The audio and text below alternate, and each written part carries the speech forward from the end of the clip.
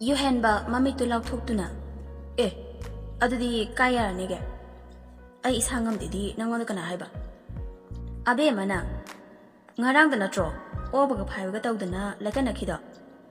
Yuhenba na. Aduna ngarang gi wani kaino. Abe mana. Tamocho. Anabulo sembasa yam phatabani ko. Yuhenba na. Ai na di kedorage. Ngarang la phakre haiba. Abe mana. Khangchari bungo. Nungsi wakana adu ngamona.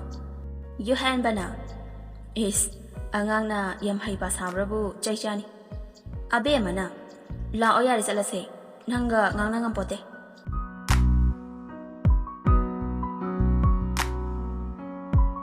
Somdana naubiga mache nungsiga mapanda phamduna machin manau anidu lakpa ngairi. Mapa surjitsu mapanda tapna tholai. Naubi sangsinduna surjit pu sauduna siarda tapna phamthali. Surjitna yare. Naubi mache gi manakta amu changsili. Nungsina naubi matamdi phana thenglamnani. Abe madubu laktrijalo. Naubi na Khangde daisu. Lambi daga gari yadrazala. Surjitna hai noibu pawgu phangna drabo. Ngarangbu lakani hairambro.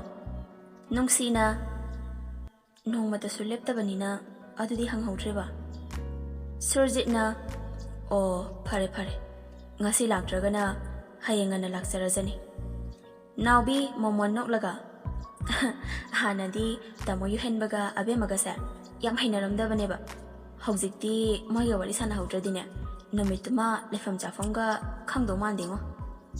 Surjitna adubudi hui hawdong phawbada sum laiminarabadi nungsinai hainaribadunidana. Naubina aduni kaka tamo yuhenga abe magase aidi yam nungsingo. Surjitna nungsino. Aikhoi mase nungsinadrabadi kanaga nungsinarugani. Naubina Nungsi, nangdi tamo yuhen hoise kem nungsidro. Nungsina aisu nangna khale dumaina chapmana na khale. Naubina haima mada manisidi. Nungsina kaibu haidinu chamana dro. Naubina hoida aikhoini di amatani kaino. Aini haiba nangna khanba chapmane. Surjit hairap momon noklaga. Naubi kana no yam la ehe. Naubi tung hanna maning lomda yingthoi. Abe maga yuhenbaga changlakpadu ubada harauna. Kaigino thenga ide. Abe mana aikhoi ta mongai ngaida thengkhre ngasidi. Surjitna lao kakhlo. Ngasaidagi kaka hoi noi ngairamini. Abe mana kayang kuina ngairage kaka. Naubina kuiribema la aroidrana khalurabani. Lakpire. Abe mana aidi kedawila udiba. Nangna lakanu hairasu ikai khangdabanina adum laktau leire. Naubina is aina lakanu haidosu leite.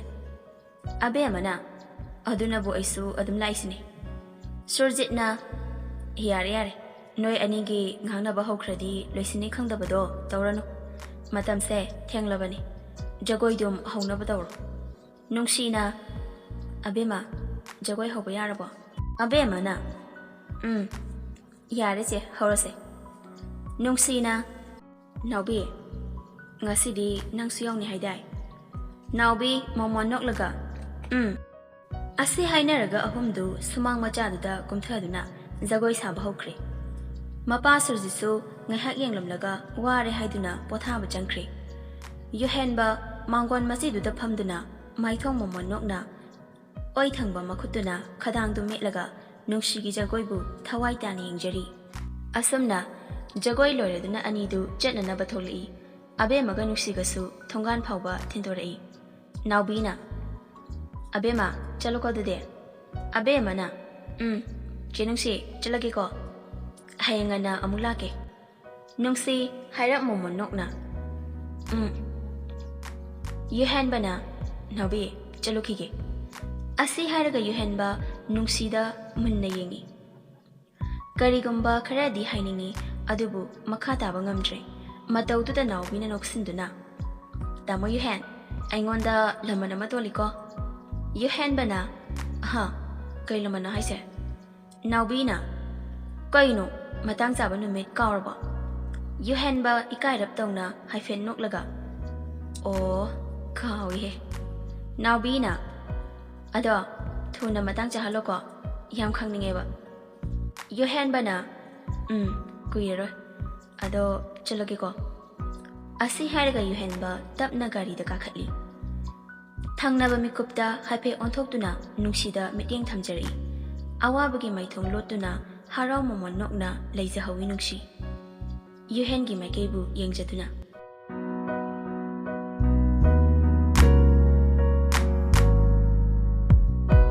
Namidangi matamni akoibada thaliba light khudingmak optoksinduna athengba thaja mahaki mapanta amamba nongthang marakta kuphet ka phet ngaliba arangba thawan michakayabu yengjaduna machin manau ahum nungsi nungsiba wari sanari mochana tapna tamocho ichininaw gi punsise nungsidra Yuhenbana nungsi handak oihodrabasu mathangi mapo haibado leramlabadi mama amadagi macha oina aikhoi punna amuk thengna boisano abe mana adubidi aikhoi ahum sukha thadongna regeno Yuhenbana kana khangni miyoibagi punsi tamangamde abe mana aikhoi ahum kainaradi Malem sida jiba panba amata khundaba ngamjadredana Yuhenbana Malem gadi kamaina amuk mari reina haliba abe mana mai ising nungsit yaudana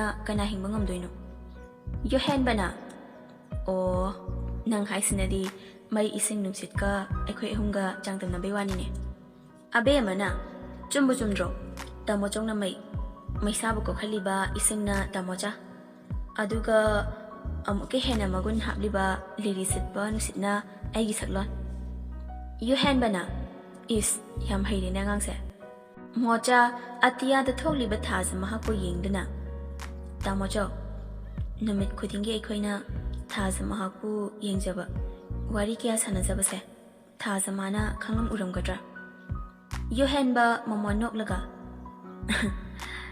Jahi kaya aikhoina thaja mabu yengjarabasu khudam changing mami ama dahanba ngamkhidri adubu thaja mahaknadi ayengba kanagi mafamda michang mikhai naidana mangal khuding amata khaktana sandokli abe mana kanada tamocho isai sao tamocho gi isai ta da kuire mochana asengba ngasidi sao tamocho Yuhenbana adudi ai loiraga noi ani amuk sapadaba abe ma hairap noklaga yaine Yuhenbana yana record de phare tamocho horge ko Asi haraga Yuhenba isai horamdagi masadu post ama semjai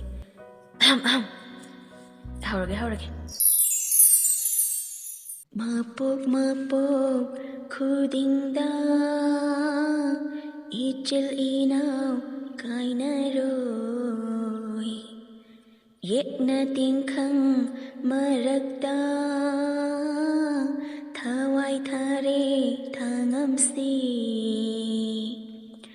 Palem pantho anigi Nungshilaman singjage Nungshilaman singasi Asamna Yuhenba isai sakli mochaga abemaga mayambada oinajaduna Yuhenbagi lengban oyeta ngathaduna momonokna isai butajari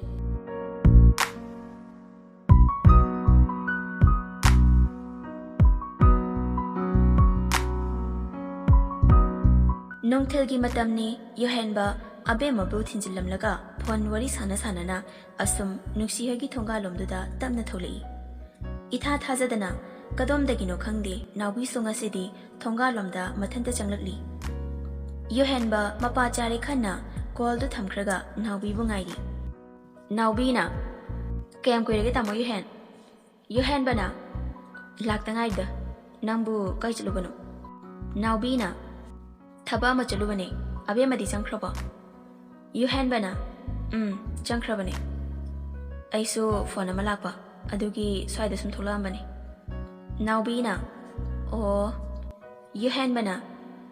Naubi. Ay kainom ta haige. Naubi na. Kaywano adum hairo. Yuhenbana. Ado lana khanba warobadi yaroy ko. Naubi hairap noklaga. Is mabusya panina patana khalisi yangune. Ko hairo ibunga. Warobulon thangbaga haizade koi khoi. Yuhenba naubi ki mataududa ikai hangoi papumna magthadokna hairage khanna chapyungna lepkhri. Adumakpu ngahak wangangde tumaina leptuna lei. Mataududa naubi na amuk haife suktoklaga. Kaidaurage haini hairaga tumilayade. Ngasisu amuk matang chade na hairadira. Yuhenba na naubi ai adum sengna hairage ko. Naubi na tamo yuhen nangsidiba yam hainade he. Sungkoi thokdana le. Ko hairo kidoge. Yuhenba masado ithak thakna thuna sathaidoki. Noise se. Aina yam nushiba. Amta hainabiu. Wahai asitabada naubi harauramba maithongdu imak maksinki. Wa ngangdana tuminna maru lukthaduna leikre. Naubi ki mataududa yuhenba nungaitabagi maung utlaga tapna hairi. Kaidarage. Mating pangnindrawa. Naubi na tamo yuhenmakna sigi wakanse kamaina khalamino. Yuhenba na aisu khangde. Katomdagi lakiba wakhana haiba. Adubu maabudi tasena nungsi. Naubi na aikhoina kari iti igo leiduna hiramsida khong thangjingane. Yuhenba na aisu khangi.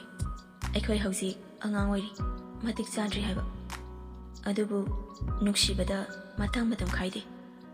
Nuksiba makhan yame. Aina mabu nuksibaga atopa kana amana nuksibaga yamna khene. Naubi na tamo yuhena isibu tasena nuksibiramba ya. Marabak thirabi kana leijatrabi isiada wafamse aina karamna hodokani. Yuhenba na naubi aibu ikaiba pipigano. Masi matangdi nangna magi mapamda yuhanbiu. Naubi na phare tamo yuhenna haiba khudingmak ai loina taurage. Adubu paukhumdumadi aigi ipamdagi leitre. Masi matangdi warobigano.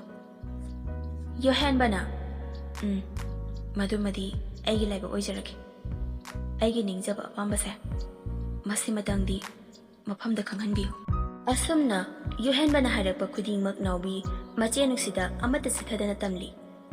Nungsi asaubana mangtha phamlambadagi phuk hogotuna tanik laba khonjenda hairap warobagi matau ullaga hairi.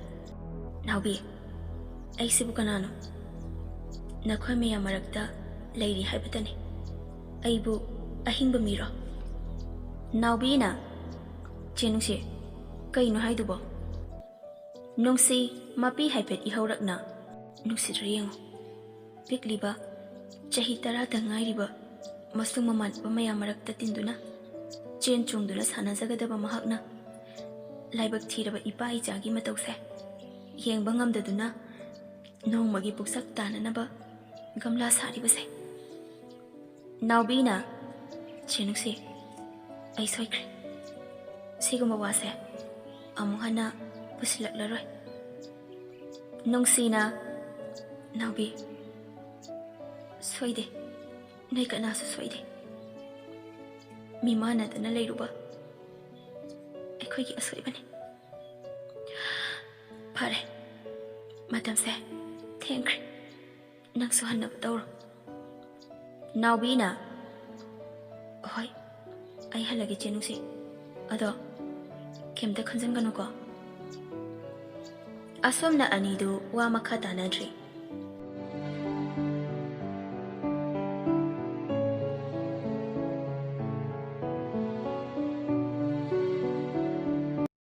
Somdana yuhenba achobu polum ama thangthakhrabani masadu ihada harauje. Nakal amada amukchat amaromda amukchat leitapum khangjadre. Thangnaba mikupta karibu haibirakpa amukhan nungsuk nungjanana ngahak khanjanaraba tungda mochaga abemagigi manakta changlaktuna tapna famtharaga yuhenba aniduda yenglaga hari. Sida sango kainom hange. Mochaga Abemaga, Yuhenbagi Manak Nakna Sangsinduna. Abemana, Kainota Mocho. Yuhenbana, Aingonda Muningo. Ani the su Mipam Hongdana, Yuhenbada Muning Dunale. Mochana, Yarabata Mocho. Yuhenbana, Munayengeko, Noi Anima. Ado Diare. Abemana, Adubuka Ginoba. Yuhenbana, Mamon Noklaga. I said, Pazabra Hangetoni. Abemana, Hima, Yam to Gucci. ID Kadarazana, Yengbibagidamak. Yuhenbana, Hayuni. I say, Bakankai do Farababa. Abemana, Yam Baktikota Mojo, Asibuani, Nasana Adum Kangzo. Yuhenbana, Mocha, Nungsu Hayuni. I say, Cam Jaragaba. Mocha, Yuhenbada Haifet Yenglaga. Tamo Chowdi, Ega the Manareda. Yuhenbana, Us, Noi Anida Hangbasidiba, Mian Mantana, Amtakundi. Ekoi Madoina Hangzerage. Asi Haraga Yuhenba, Mamaki Tuki Managda Amuk Janglatuna. Ma. I said, Bakang Parababa. Kituki Hiram Noklaga. Haima. Kanan Amukai Hirage. Yuhenbana, Ma, Amtahar Oba. Kituki na, Ita Chauri, Bakang Pare. Kanana Angangi Habirage. Yuhenba Harauna, Hiare. Adukaktane, Aina Taningise. Asi Hiram Laga Yuhenba, Purpop Tuna Amusin Thokre. Kitukina. Jarok Labanina, Wahangase, Zazat Hangba Horakline. Yuhenba, Masadomiko Amatang, like Dana Lake Pangamdre. Amuk Harau, Karibu Amu Habirakpa Kanna, Amuksu, Nuaitana, Mangduna Lady. Paukumsu Amuk Taningum. Haifam Kangdan Awaba Haibudu Oire. Asumna, Numito Haukre. Mathangi Numita Yuhenba, Masanana, Tarutananba Pizol Setuna. Abemaga loinana, Senungkonda Haidarakli. Nungsiga Naubigasu, Mapandu the Famlaga, Abema Lakpangairi. Ngehak Leraga Abemasu, Matanta Changli. Makutta, Jana Taknabayauba, Kaino, Jakau Karasu directly. Abema, Mangonda Kakalaktuna, Thoibi Bukawi.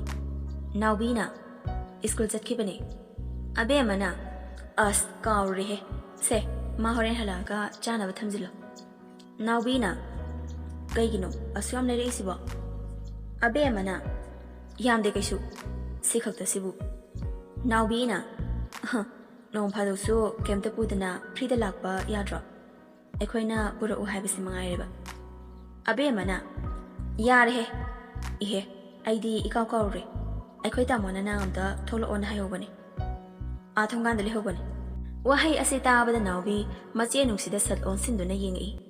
Aduga, or Adudi and the Toki.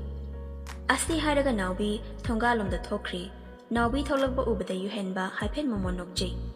Naubi Sutabna, Yuhenbagimana, Nanga Sang Sinduna, Domina Libli. Yuhenbana. Naubi. Hi Crabo, Kamaitorage. Naubina. Hi Cre. Kudding Mug, Loinana Cre.